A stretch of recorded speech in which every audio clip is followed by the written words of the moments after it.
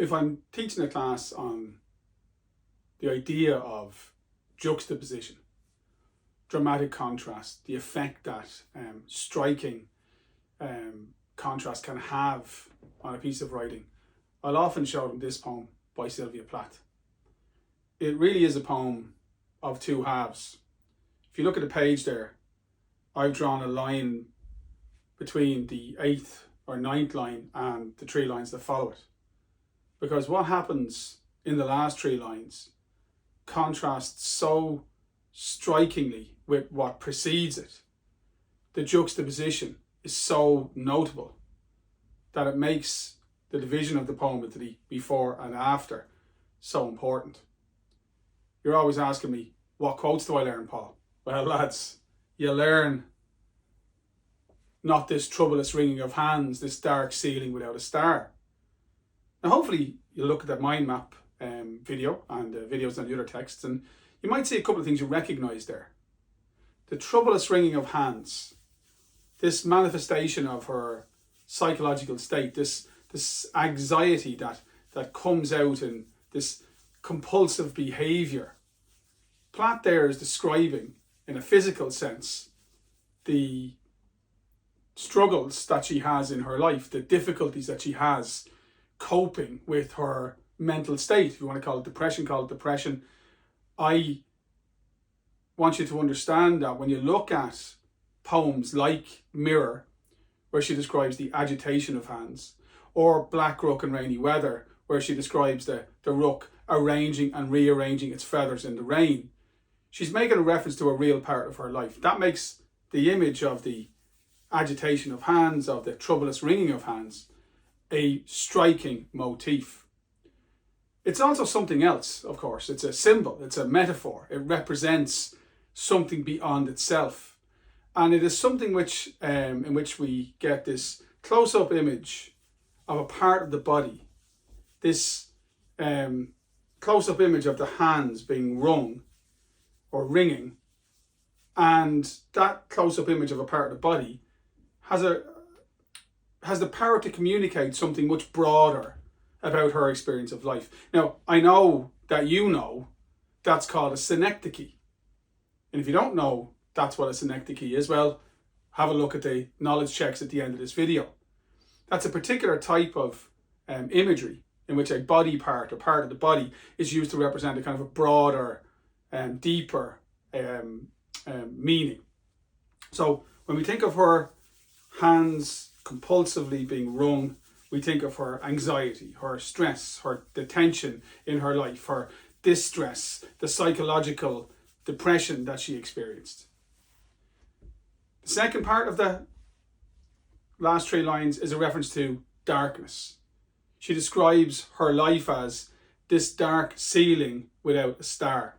Now again, light and darkness imagery is something that we see repeatedly in Plath's poetry. And again, key term, that's a motif. A motif is anything, whether it be thematic or in terms of style, that you would recognise, makes a poet's work or any artist's work recognisably theirs. It's a repeated feature of their work. And you see a lot of nature imagery in Plath. You see this determined honesty in Plath. You see this introspective focus on her own life. But you also see a lot of light and darkness imagery. Look at the image there. The image describes a room closed in with absolutely no light, in complete darkness. There's a dark ceiling, which means you're inside, and there's no sliver of light. There's not even a star.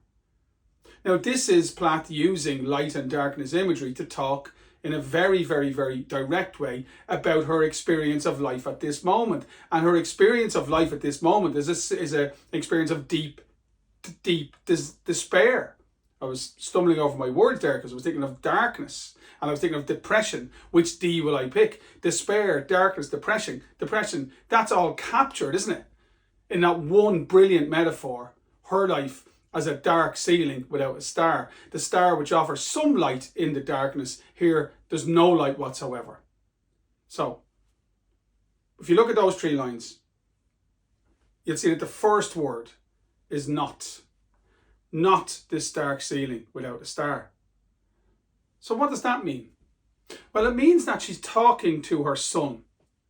the child who inspired the poem. His name was Nicholas.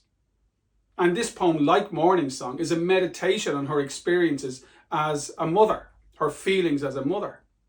And the juxtaposition in the poem is between what she hopes for her son, which is outlined in the first 7 or 8, 9 lines of the poem, and the reality of her life, which she does not want for him. So the hope, the love, the sense of optimism, the beauty of the imagery in the first section of the poem stands in striking and startling and troubling contrast with those images of distress in the second half of the poem. And I think that's what's most interesting about this poem. That it is, she's certainly not writing the poem to educate the reader. Her poetry is an expression, a raw and visceral expression of her life experience. But that doesn't mean that by reading the poem, we don't learn something about the world. And what I learned when I read this poem is how different life experience can be from my own experience. I'm a parent. I recognize what she says when she looks at her child and she says, "Your clear eye is the one absolutely beautiful thing." Look at that qualification. Absolutely beautiful. You look at your child and nothing in the world comes anywhere near. There's a real surge of love there. What do you want for your child? You want it to be happy. You want it to have the best that the world can possibly provide. She captures that in her lovely imagery. I want to fill it with colour and ducks. The zoo of the new, whose names you meditate. April snowdrop, Indian pipe. The imagery here is nature imagery and it's playful. She talks about her wanting her son to experience the zoo of the new. Look at that line. Zoo of the new. The playful rhyming of zoo and new. The simplicity of the monosyllabic words. The zoo of the new. The contrast between the simplicity of the language and the depth and meaning of the image. What does it mean? It means that life is exciting. It means that life is full of stimulation. It means that the world is a broad and varied place. And she, holding her child, looking at her child as she writes this poem, she wants her child to experience all the thrill, all the variety, all the excitement of life. Isn't that what parents want for their kids? She looks at her child and she sees beauty, she sees nature, and she sees innocence. That's why she refers to the April snowdrop and the Indian pipe. The April snowdrop is a flower.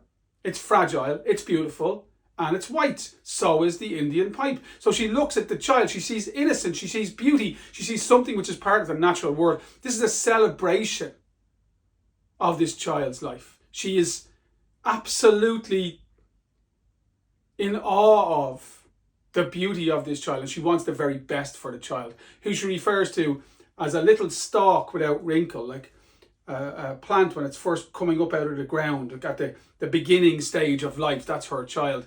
And she wants the child to experience his eyes to be filled with images which are grand and classical, should be grand and classical. Grand and classical, what does it mean? The best. What is she expressing there? Her personal feelings, but in a way which is universal and easy to relate to.